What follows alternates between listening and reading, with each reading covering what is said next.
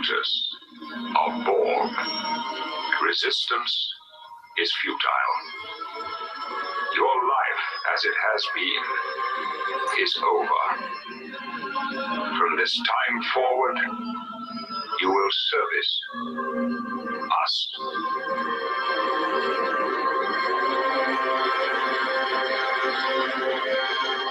No, we will not service Washington. Mr. Worf, fire.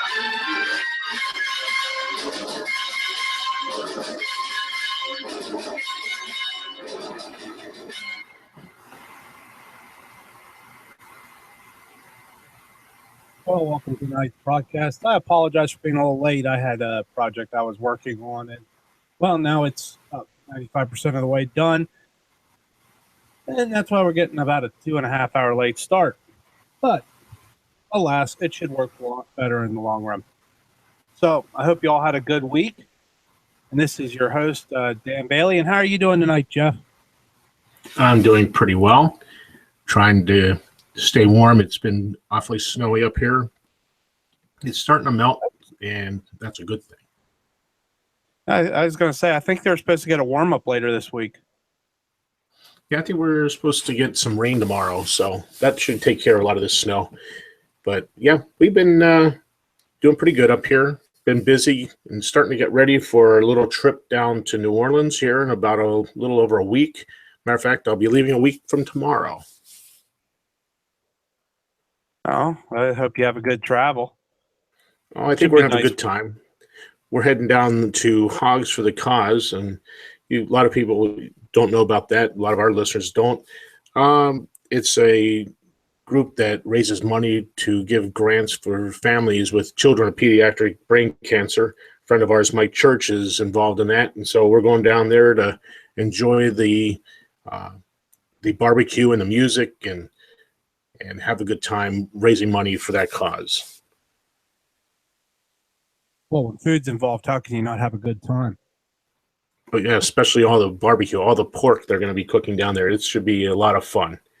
And if anyone's interested, you can find them at Barbacoa Brotherhood or .com, or you can go to hogsforthecause.org and you can donate there. I'm sure they'd be glad to. They give grants out all over the country, so please look into that worthy cause.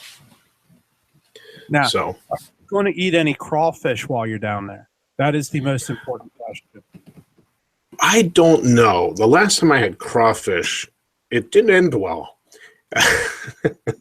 It was a New Year's Eve, and I don't know if they didn't cook them right, but yeah, it was not pretty. I don't know. I have this thing about eating things that still have their face attached. Well, that wasn't so bad. Much the problem. I like I said, I don't know if they just weren't cooked right or whatever, but yeah, that was a very poor New Year's Day because I did not feel well at all. So we'll see, and I hopefully whoever makes it down there knows what they're doing, and I think they do. So hey, makes it for you. Go ahead. I'm sorry. I was gonna say, I'm pretty sure if Mike makes it for you, it'll be cooked right. Well, actually, what I'm looking forward to, I'll be real honest. I had a friend from New Orleans when I was in college, and he made gumbo. And I am really looking forward to another good gumbo. That is a delicacy from down there. And I loved it then, and I'm looking forward to it again. So that's what I'm looking for. When I get down there, I'm looking for a place that does gumbo well. So anyway, well, here we are talking food. So, we cover everything on this channel. We'll have to start doing a cooking corner. Well, you do a cooking corner, all I'll be able to do is tell you if it tastes good or not, because my cooking skills are fairly limited. All right, so tonight we're going to do a little bit different. We're opening up with my ramble. We have a special guest calling in the next segment. So I'm going to start out with the ramble tonight. And this is the ramble, and I'm thinking today's the 20th, if I remember. No, it's not. It's the 19th. It's March 19th. So this is the ramble for March 19th. Judiciary tyranny. We have been chronicling the abuses of this illegal and immoral national government weekly on this show. This week is no different. The government tyranny gets worse every week. I want us to look at the judicial tyranny we face today. Courts were established to settle disputes and mete out justice. This is not the case today. We have a super legislative judiciary. If you cannot get your way by passing legislation, go to a federal court. They will extra legislatively impose law on all 330 million people in this former union. The most recent judicial tyranny we were treated to was Tyranny Part 2. A Hawaiian federal judge under the Ninth Circuit put on hold President Trump's executive order suspending immigration from 7 Muslim countries. I will not go into the legality of this order again. Read my monologue, Mean Old Trump and the Refugees, for a more complete discussion of the law. President Trump was executing Title 8, Section 1182 in this executive order. The law is very clear, and it gave President Trump the authority to suspend immigration from countries that pose a threat to the citizens of the states. The judge did not apply the actual law to his decision. He imposed his will on all of us. We could spend hours listing all the cases where the court has made itself the de facto national government. In considering this monologue, I was trying to figure out where it all started. As usual, there is evidence that we could place the blame on the Philadelphia Convention that gave us the flawed Constitution. Brutus wrote in the Anti-Federalist Papers, "To the citizens of New York, these courts will be in themselves totally independent of the states, deriving their authority from the United States and receiving from them fixed salaries. And in the course of human events, it is to be expected that they will swallow up the powers of the courts in the respective states." Ask Alabama Supreme Court Chief Justice Roy Moore if the federal courts have made the state courts irrelevant. He was suspended for defying the edicts of a federal court. Since the ratification, we could list case after case where the courts have assumed greater and greater power. This can be attributed to the very vague language in the Constitution. I went back and reread the Article 3 that sets up the judicial branch. I wanted to see what limitations were placed on the federal courts as to what cases they could hear.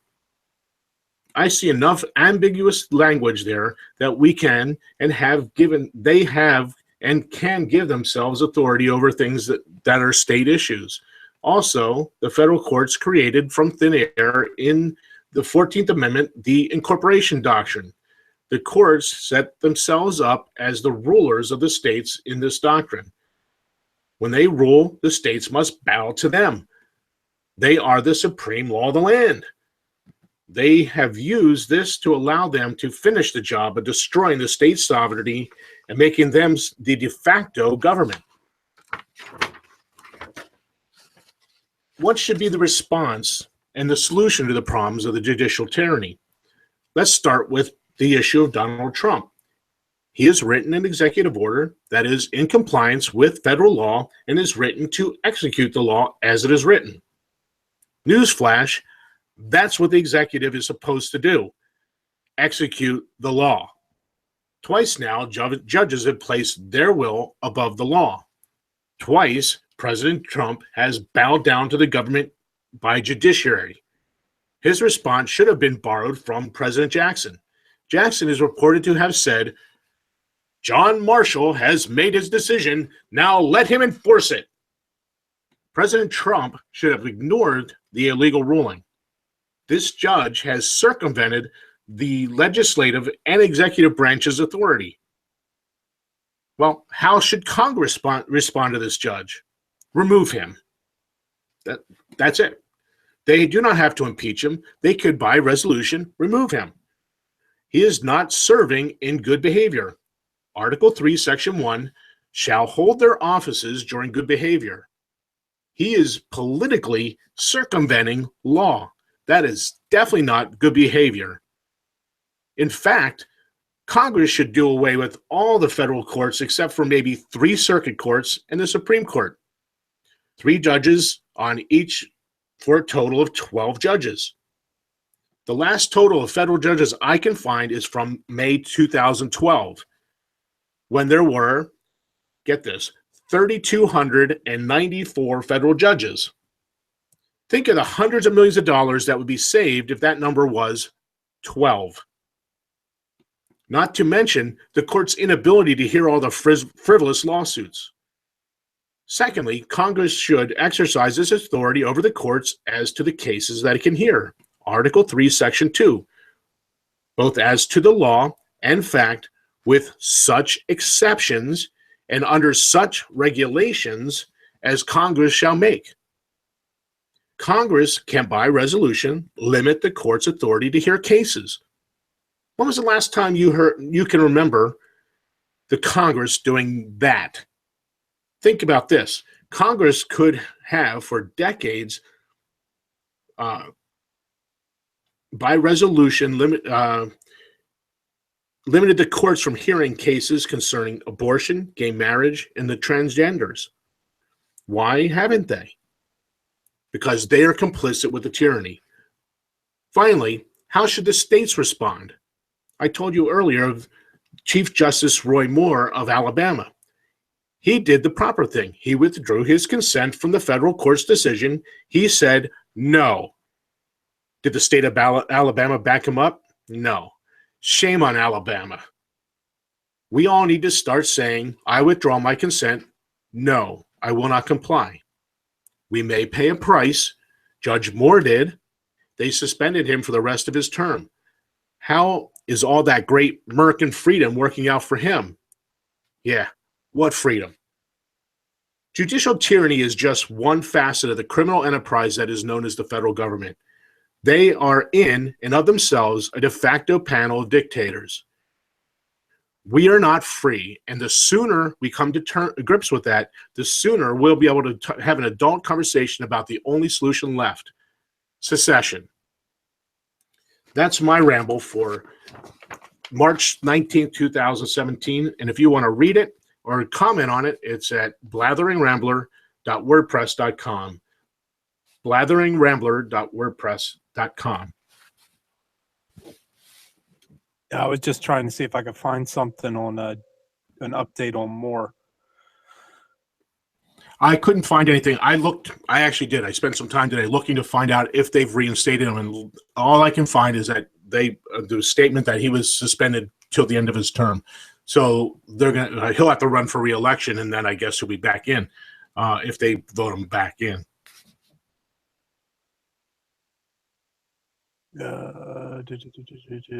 He was appealing to the Supreme Court, but of the United States? No. He's the Chief Justice of the Supreme Court of Alabama. Right. And when you say it was appealing to the Supreme Court, I didn't know if you meant of Alabama or the United States Supreme Court. Yeah, the Supreme Court of Alabama can reinstate him if they believe that the whatever Poverty Law Center, whatever it was that removed him for judicial ethics, overstepped. But I'm not seeing any movement. Yeah, I couldn't find anything today. Like I said, I searched for it. As far as I know, he's still out, and I don't see him getting back in probably until when he goes for the election, and hopefully the good people of Alabama are smart enough to put him back in. Yeah, he can't run for re-election. He's too old. Why? He's too old? Alabama state law caps Supreme Court justices' age, just like Pennsylvania does. Oh. Yeah, Okay. You can't re-election after the age of 70 or 74 in Pennsylvania, so it'll be the same for his. And we actually had technical difficulties at the beginning of the show. It did not stream the whole way because it somehow reverted back to an old setting. That is fixed now. So they got about half of your ramble. So I'll have to rip this off of YouTube and correct it then. All right. Now on the app. I checked. All right. Well, it's 47. We're about 17 minutes in, so why don't we go ahead and take a break at this point? All righty. This is Renegade Ramblers Radio, where renegade thinking is always outside of the box.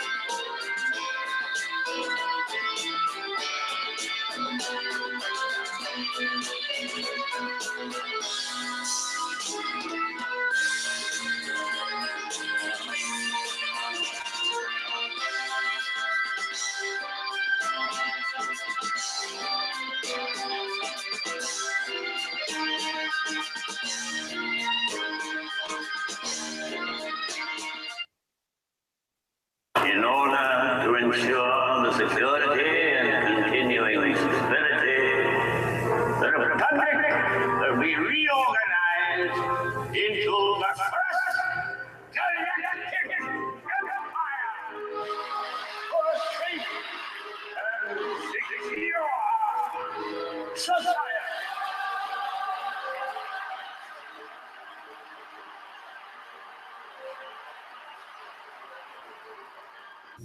The status quo thinkers in government have you down? Listen to Renegade Ramblers Radio, where renegade thinking is always outside of the box.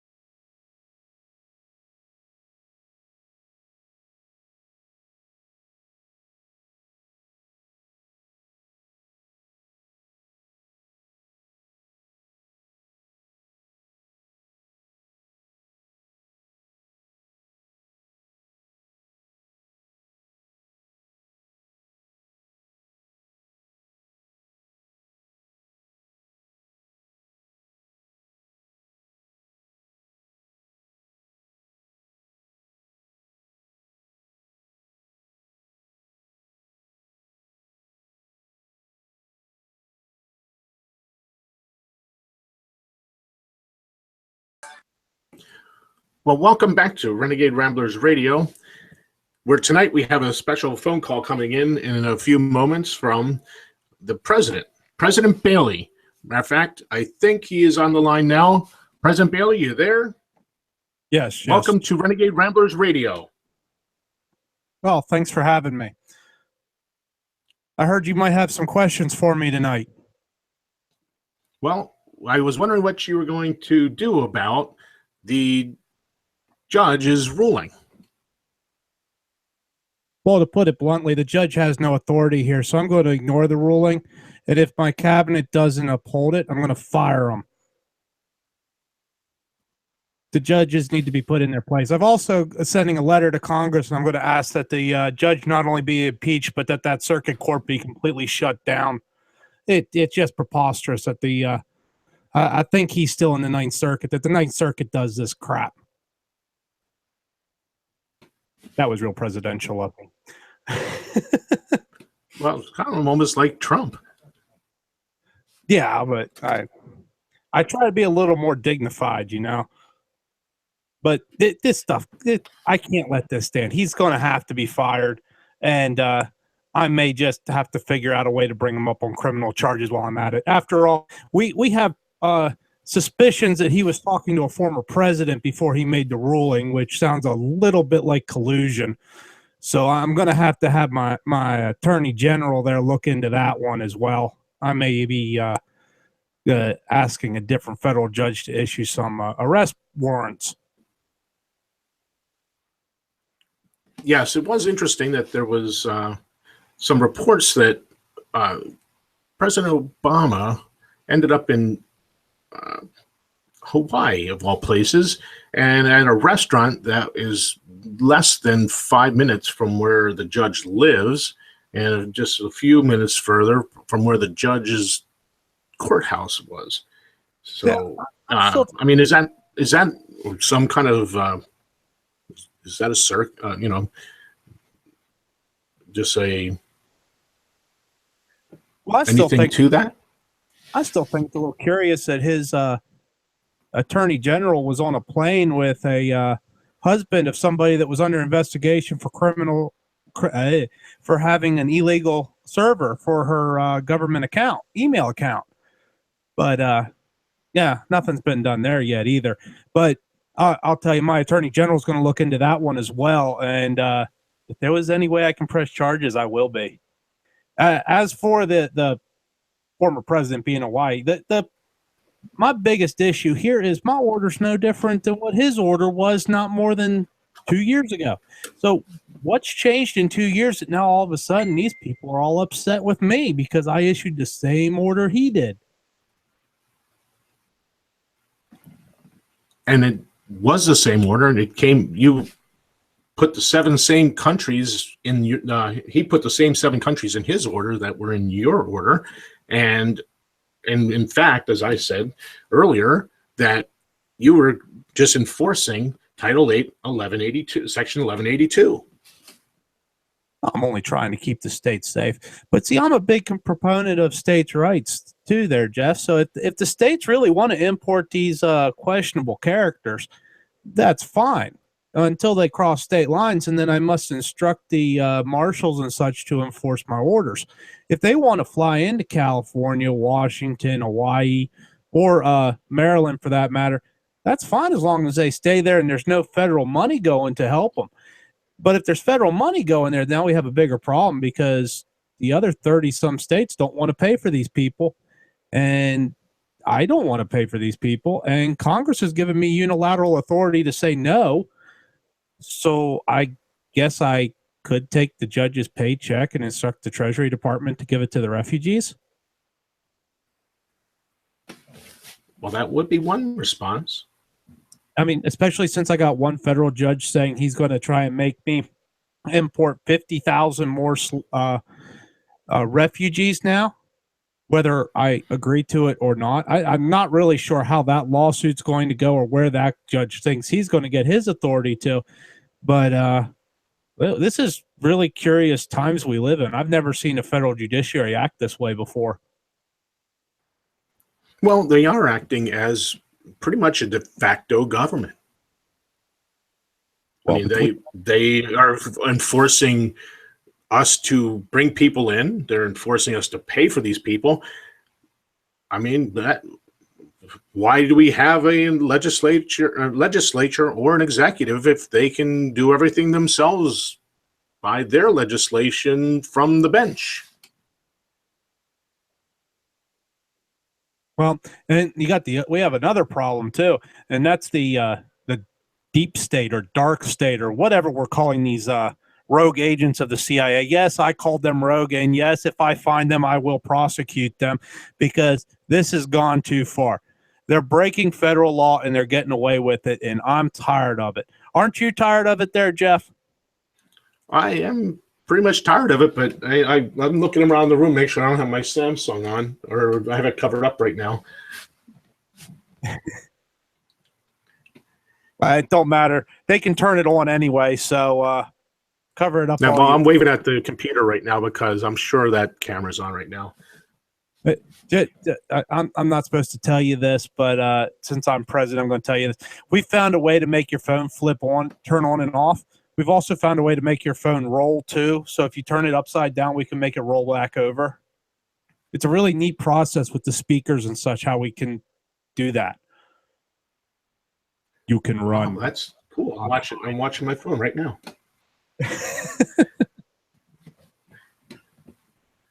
So I need an agent to get right on it to demonstrate it for you, but they don't listen to me. So this has been a little tongue in cheek. I'm sure everyone's kind of figured it out by now, but it is kind of what you expect a president to say is that yes. I mean, really, Daniel. I mean, between our two things here, between this kind of tongue in cheek interview and my ramble earlier, we really have laid out that there is a problem with the judiciary, the federal judiciary. I mean, I think we both agree that the state judiciaries should have the preeminence. And go ahead and answer that while I get my piece of paper.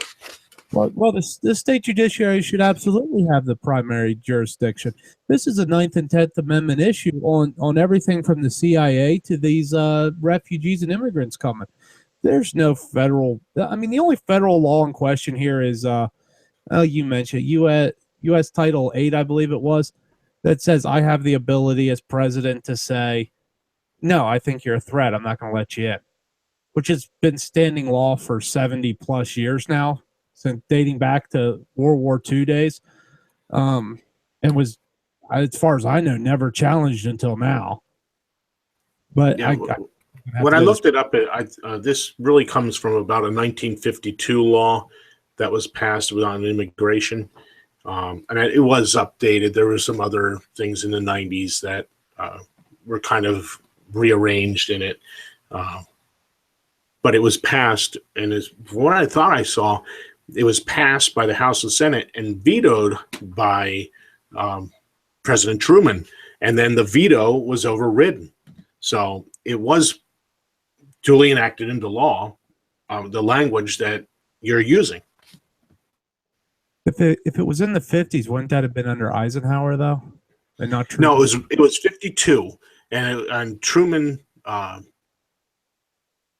It said Truman on the thing I was reading. Let me think about this. It said Truman. So if I'm wrong, I'm sorry. What I read said Truman vetoed the bill. So okay. I don't know.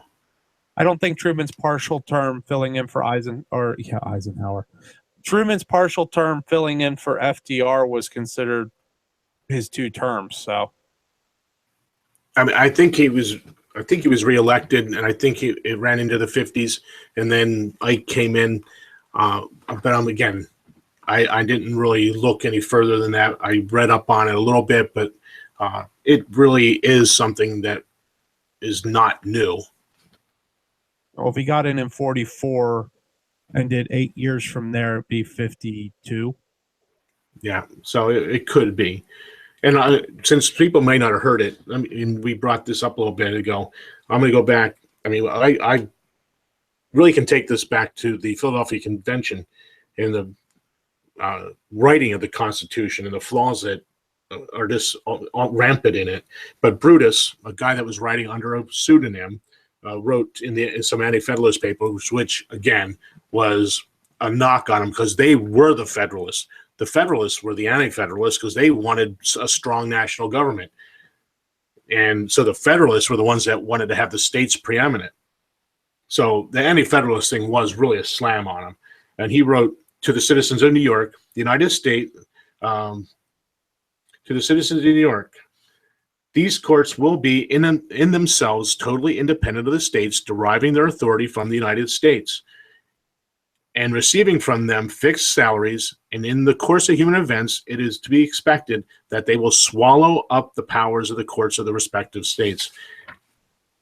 I mean, the anti-Federalists certainly knew what they're talking about. I was going to say, didn't Patrick Henry say about, I believe I shall take up very little of your time in enumerating the little powers that are left to the government of Virginia? Right. I mean, if anyone wants to read it, I did go over some. During preparation for this this ramble, I went through and looked at a few of the speeches by Henry, and I found some anti-federalist writings, and I was going through all that. They didn't say a whole lot about the courts, but boy, did they hit all of the right clauses of the Constitution that they're using today to give themselves unlimited power. The good and plenty clause, you know what I'm talking about, and all the, they laid them all out. They knew exactly where this was all leading, and they predicted where we're at today. Oh, George Mason had no love to the federal judiciary, and I don't think Luther Martin did either. No, I think that it was pretty apparent by the speeches from those men and the writings of these people in the Anti-Federalists that they really did not trust this new Constitution, and I think that they were proven correct by history.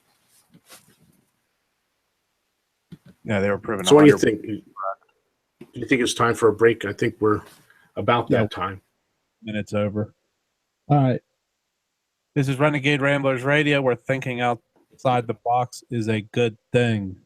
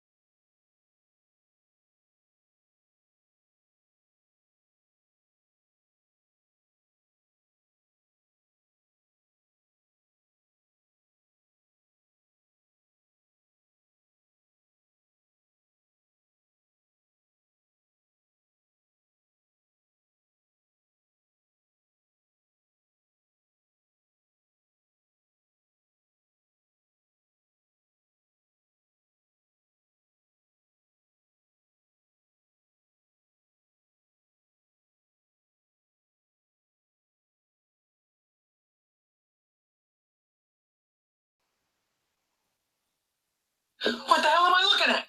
When does this happen in the movie? Now. You're looking at now, sir. Everything that happens now is happening now. What happened to then? Past that. When? Just now. We're at now. Go back to then. When? Now. Now? Now. I can't. Why? We missed it. When? Just now. When will then be now? Soon. How soon? Sir. What? We've identified the location. Where? It's the moon of Vega. Good work. Set a course and prepare for our arrival. When? 1900 hours by high noon tomorrow, they will be our prisoners. Oh! There is no time like now, soon, or even 1900 hours for Renegade Ramblers Radio. It is always time for renegade thinking because it is always outside of the box.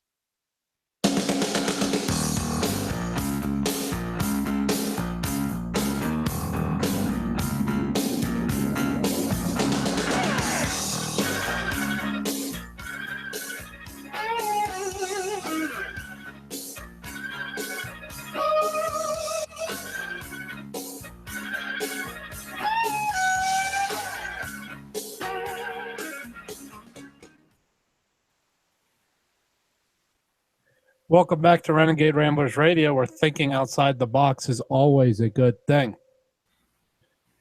All right, Jeff. Well, we got done with our rant, we got done with the ramble, and we got done with our parody interview of President Bailey. Did you have anything else you wanted to really go over about this whole judicial thing? Because really, I mean, it really is a big deal because they're enforcing their will on homosexual marriages. They're enforcing the will on the insanity that is this transgender thing. I mean, it's mad that they want to allow men to use girls' bathrooms or girls to use boys' bathrooms. I mean, in high school, even in elementary school. I mean, this judicial thing is a big deal. And it got me pretty worked up this week. And I really am not going to, it really comes to a point where we have nothing left but to withdraw our consent. I mean, there is nothing else. I mean, who are we going to turn to? Who are we going to call? Ghostbusters? I mean, there's no one left. So, I'm pretty much.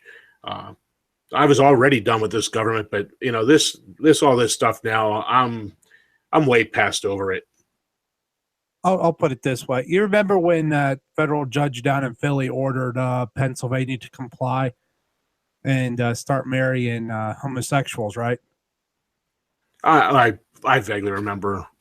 No, it was a couple of years ago. And I wrote an entire paragraph or semi-blog on Facebook over it. And basically it was me playing Governor Corbett saying, okay, the judge has her, I think it was a him though, has his ruling. Let's see him try and enforce it. Oh, and by the way, I've ordered the close down of every federal court in the state, and the state police are instructing them they have 48 hours to have their stuff and be out of the state. It's my right as a governor. They have no jurisdiction in this state anymore. Period. Right. And see, that was my whole thing with this whole Judge Roy Moore. The state of Alabama dropped it. Here we got a guy that has the order correct. It's a state law, and it's a state issue.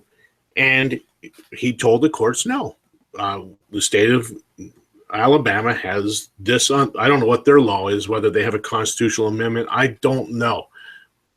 But they do have something. And he was going to enforce what they had. And he said no. And they didn't back him up. They just let him hang. Alabama has a state constitution that says marriage is between a man and a woman. Okay, that's what I thought. I thought they were one of those states. The person that runs the ethics part of the Alabama court system, which is a public office, chose not to go after Judge Moore. I don't know if it was the Southern Poverty Law Center, but it was one of those outside third-party lawyer firms, came in and tried the case anyway, even though the DAs and stuff wanted nothing to do with it. And how they have authority over the judge?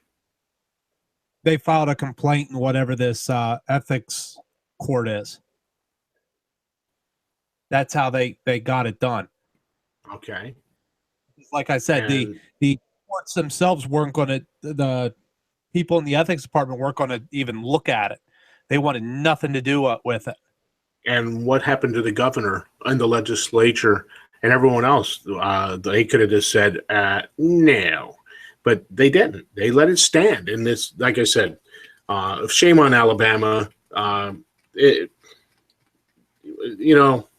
You left this good man just go down because you didn't have the guts to stand up to these tyrants in black robes in Washington, D.C., and all these circuit courts and all these almost 3,400 stinking federal judges. Well, it comes back to they all want their federal money. Well, that's it. That's what they're all in bed together. Well, it's because the Fed can print money and they can't print money. So because the Fed can print money, the Fed can give them however many dollars they need to give them to do X, Y, or Z. And then if they don't do it, they'll just cut them off. The state, however, has to balance their books. Well, I say that, but I'm still trying to figure out how Pennsylvania balances its books when it's so far in debt, it's practically bankrupt today. Right. Pennsylvania's, well, heck, they just raised the gasoline tax again. Diesel's 50 cents a gallon more than I go across into New York because I can get it 50 cents a gallon less. Why would I pay Pennsylvania for their fuel tax? New York's is bad enough. Now, I'm a trucker. I drive across state lines all the time. I've actually thought of taking a 5-gallon jug with me and filling it up at a truck stop because it's 30 and 40 and almost $1 cheaper in some states than it is in my home state. Well, thank you, Republican House and Senate in Pennsylvania and a Republican governor for signing it. Oh, that's right. The red team is so much better than the blue team. Go red. But aren't our roads just awesome, Jeff? I mean, we don't have a pothole. We're paved of gold. Our bridges, it's like driving across a force field. They're so smooth. We don't have any more construction zones because the roads are so perfect. And that's why they needed more tax money, because they needed to make them more perfect. Anyway, here we go. I got another story for this. Okay, we can be done with that now. We have about 3 minutes till the next break, so I think I can get this done here. I sent it to you this morning right before church, and I didn't get really to talk to you and Suzanne about it because she was in the chat with us. It's from New York Daily News by a man named Glenn Blaine.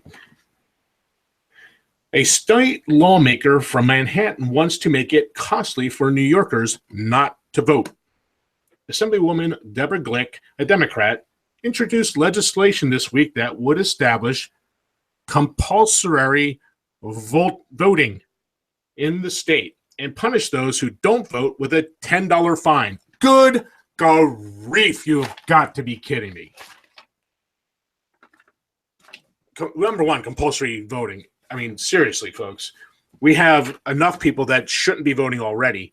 Why does someone have the ability to vote to raise my property taxes, which, again, is theft? I mean, they stole my property. I don't even want to get started on that rant. But so they can vote to raise taxes on me so they can give themselves more money. So why do these people that have no property, no skin in the game, vote for more taxes on me? We don't need more compulsory voting. Mandatory voting would drastically increase civic participation and transform the political arena by making politicians more reflective of the constituents that elect them. What on God's green earth is this woman smoking? They don't give a rat's furry behind what we think. Oh, good grief. It's not going to change their opinion of it.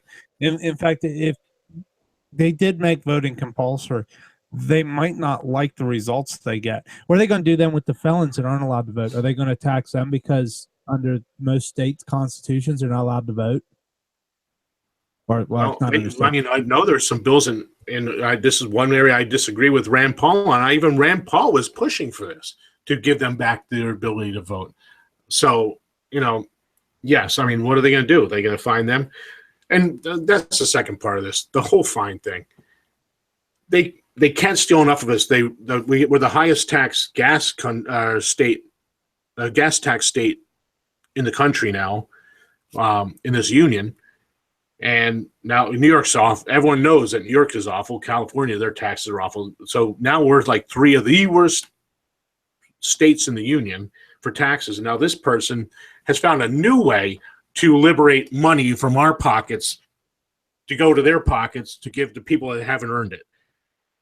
Oh, Daniel, take us out to a commercial. It's 1:15. I got to get some blood pressure medicine.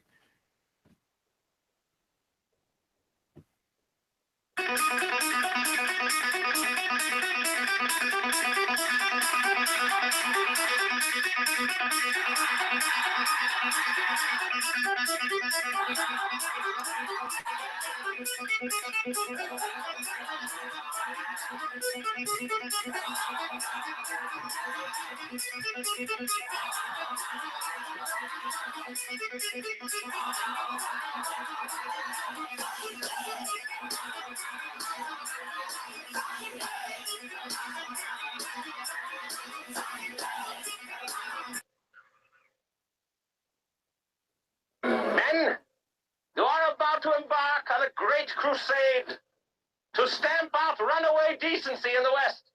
Now go to that voodoo that you do so well.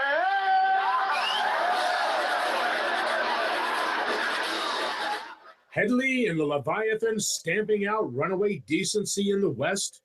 Do that voodoo that you do, and listen to Renegade Ramblers Radio, where renegade thinking is always outside of the box.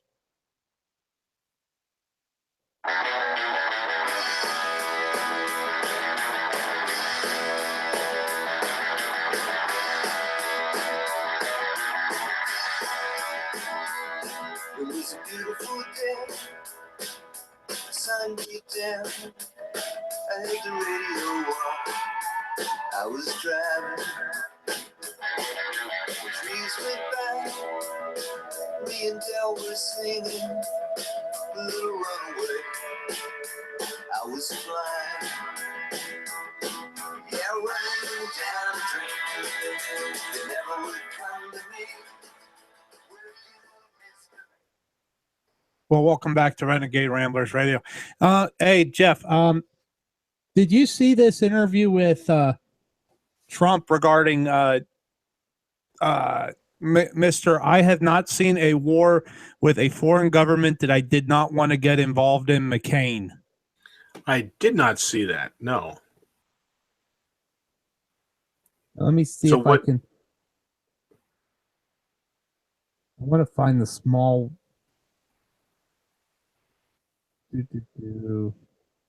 Don't want the 15-minute one. I should have looked this up and edited it down. Oh, here's a 2-minute version. We want to go to Capitol Hill.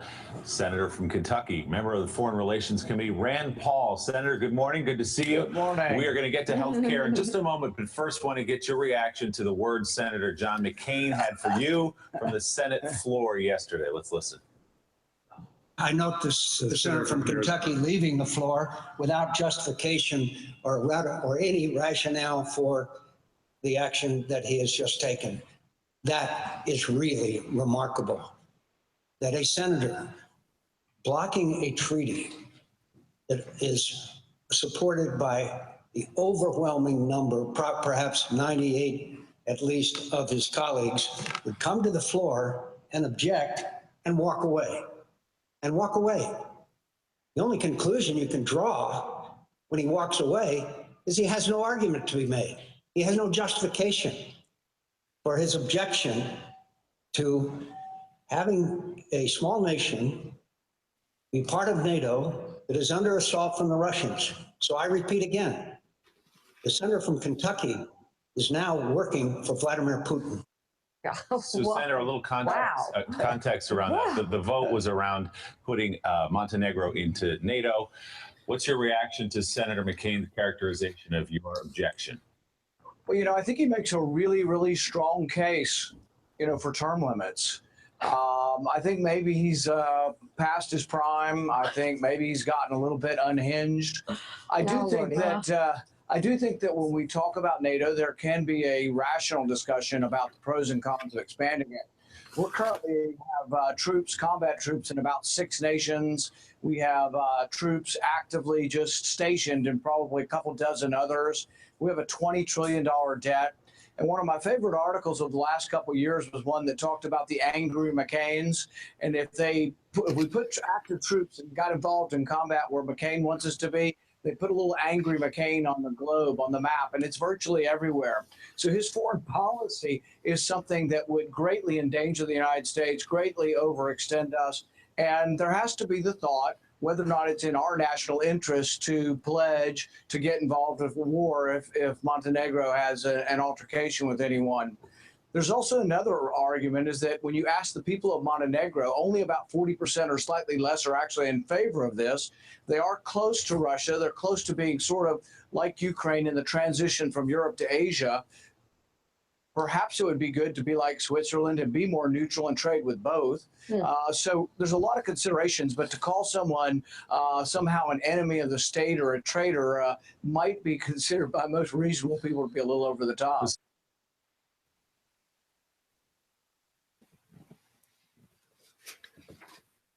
Oh, I hadn't heard the interview, but matter of fact, this right here in my hand, that's what I was going to discuss next. I have, after John McCain accuses him of working for Vladimir Putin, Rand Paul makes a case for term limits. So that was my next story here. And as far as Montenegro, I know very little about Montenegro. Obviously, it's near Russia. Go figure. And in this other story, Montenegro has 1,950 men under arms. So they have a very, very small army. That's not likely to stop the Russian hordes on their way to Berlin or Paris. That's a great line. Love that. So John McCain and the rest of the Warhawks, they're looking for another reason to poke Vladimir Putin in the eye and try to stir up a new war. Good grief. Seriously. Well, for your geographical knowledge, Montenegro is located between Bosnia and Herzegovina, Albania, and Serbia, and then has I don't know, probably about a 400 miles across the strait or whatever that little leg of the Mediterranean is before you get to Rome or Italy. So I don't really understand why a little country surrounded by Serbs basically it needs to be in NATO to begin with. Just it's all a poke in the eye of Putin. That's all. It's just a way for them to pull the tail on the tiger. They're trying to get the fight.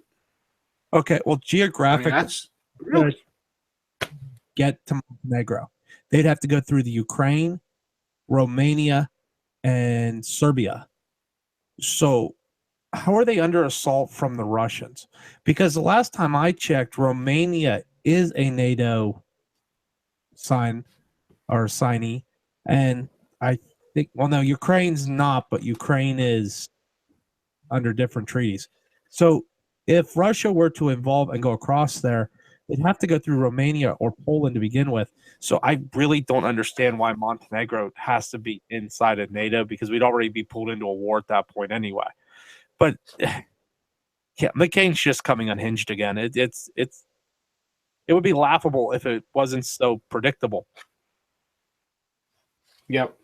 And actually, I had an article here from Patrick J. Buchanan. Is McCain hijacking Trump's foreign policy? And he talks about Montenegro. Historically, the Balkans have been an incubator of war. This is where it all started in 1914 to start World War I with the assassination of Archduke Ferdinand. So this historically is a very volatile area, and I honestly think it's just another attempt at making it difficult for Russia to be our friend. And I think Trump is pretty much on the spot on that. He's done some few things the last few days that I'm not real happy with. I just saw, and I wanted to bring up, but we're quickly running out of time, about $100 million going to Flint, Michigan to fix their water problems. So how in the heck am I responsible for Flint's water problems? So, well, it's 25 after, so that means we have 5 minutes left. So Daniel, I'm going to change course here, and I teased this on Facebook a little while ago.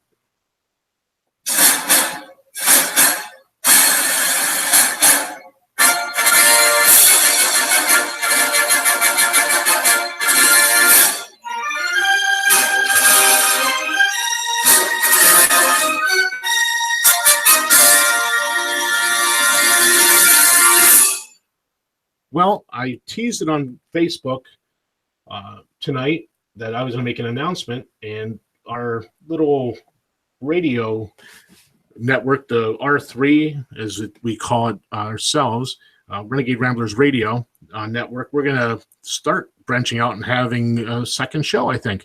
I'm going to do a show on Saturday nights, and I'm going to play my intro music and the intro to the show, and then I'll tell you more about it right after that. Here's the new intro for the show that's going to start on April 22nd.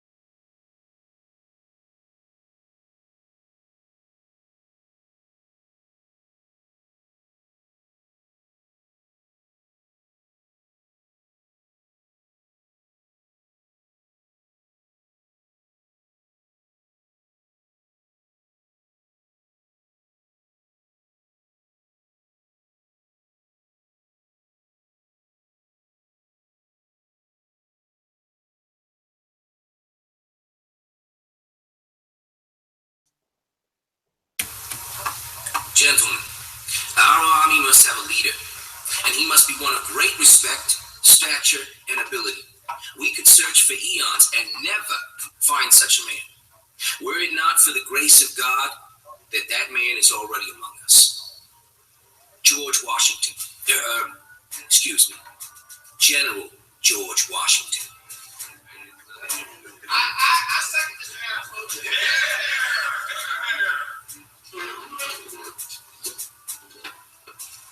Thank you, gentlemen.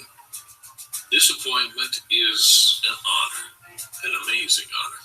If this is the will of Congress, I will accept your commission as my duty. Gentlemen, I shall exert every power I possess in your service and for the support of the glorious cause.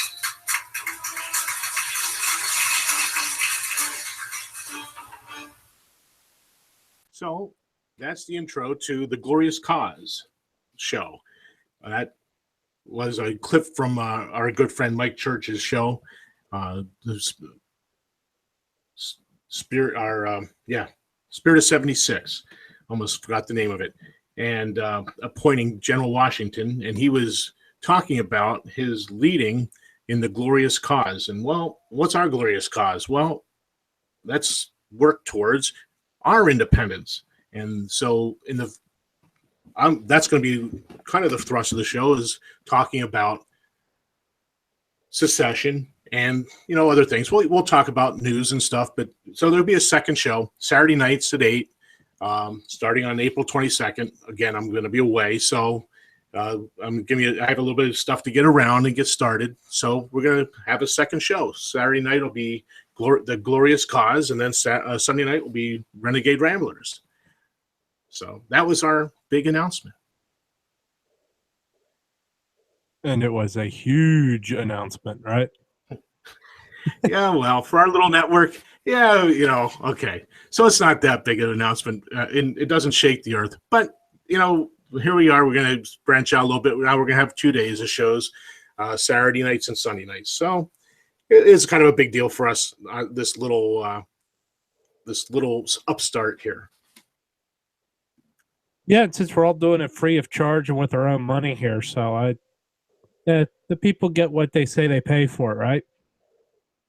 Well, actually, I think we do pretty good for the shoestring budget we're on.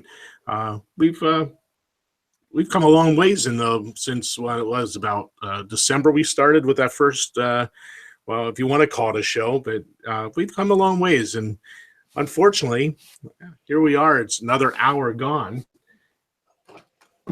I have to say goodnight to you there, Daniel. Have a good night. Well, good night, Jeff, and good night, y'all. And we'll catch you, I guess, in a couple of weeks.